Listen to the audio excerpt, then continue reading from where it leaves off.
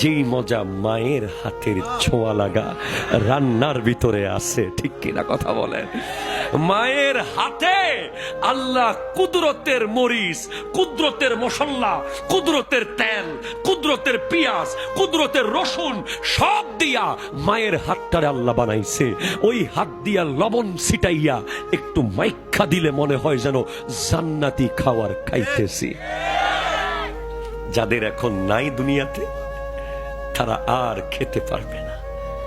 যাদের আছে স্কুলে যাওয়ার সময় ফুত্রে একটু করে খাইয়া যা, এই কইয়া যে মুখে দিছিল, এই যারা এখন নাই তারা এখন লক্ষ কোটি টাকা দিতে প্রস্তুত যদি মা আবার একটু এসে ভাত মাইকা খাওয়াইয়া দেয়। কথা কোন ঠিক কিনা জোরে বলেন? তারা এখন হাজার কোটি টাকার মালিক, অথচ মায়ের হাতের ছোঁয়ার রান্না তাদের নসিবে আর নাই। তারা সেই স্বাদ আর পাবে না।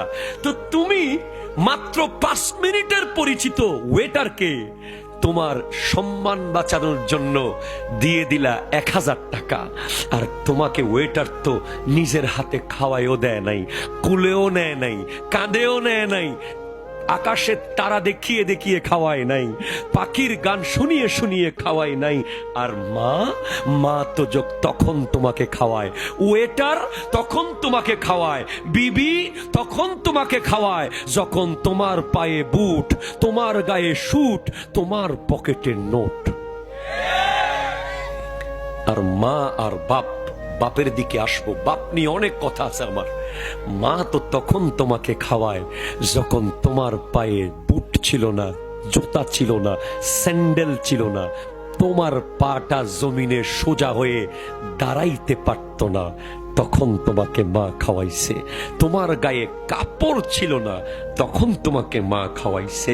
তোমার পকেট তো দূরের কথা, তোমার গায়ে তো কাপড়ই নাই টাকা কোত্থেকে, তখন তোমার বিছানা হয়ে গিয়েছিল মা। শীতের রাতে তোমাকে মা বিছানায় ঘুম পাড়ায় নাই, ঠান্ডা লেগে যাবে বলে মায়ের বুকের মাঝখানে তোমাকে রেখেছে। তুমি প্রস্রাব করে দিয়েছিলে, বাবা অন্য রুমে চলে গেলেও মা কিন্তু যেতে পারে নাই। বাবা আর মা মিলে তোমার 10 ভাইকে কাঁধে কুলে মুরগির বাচ্চার মতো করে ফেলেছে। আর তোমরা 10 জন মিলে একটা মাকে যখন পালতে পারো না, তুমি বেহায়া, তুমি বাটপার, তুমি বেঈমান, তুমি নাফরমান, তুমি দুর্ভাগা। ঠিক কিনা কথা বলো? হাত তুলে বলো ঠিক কিনা বলো? তোমার মতো বেওয়াফা পৃথিবীতে আর নাই। তুমি মাকে আজকে থেকে আর ভাগ করিও না।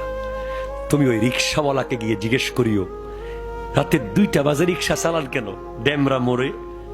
জিজ্ঞেস করিও চট্টগ্রাম মুরাদপুরে গিয়ে রাতে 3টা বাজে কেন রিক্সা চালান? ঘুম নাই?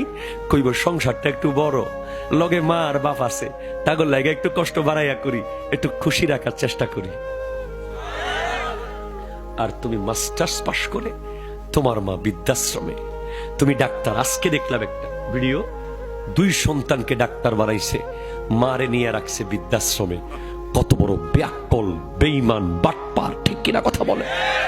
আরে বেকা বোকা, যার কাছে বাপ আর মা আছে সে ইলন মাস্কের চেয়েও পয়সাওয়ালা, সে বিল গেটসের চেয়েও পয়সাওয়ালা, তার মতো ধনী আর পৃথিবীতে নাই। ঠিক কিনা কথা বলেন? কেন? কারণ বাপ মা যখন বেঁচে আছে তার ঘরে 2 জন ওলি আছে, তার ঘরে আল্লাহর কাবা ঘর আছে, তাদের দিকে তাকাইলেই হজের সওয়াব, তাকাইলেই হজের সওয়াব। তুমি অষ্টগ্রামের সব মানুষের দিকে তাকিয়ে থাকো, যদি চেহারা তোমার আব্বার আম্মারটা না হয় তুমি হজের সওয়াব পাবা না। ওই মায়ের চেহারাটাই লাগবে, ওই বাবার চেহারাটাই লাগবে।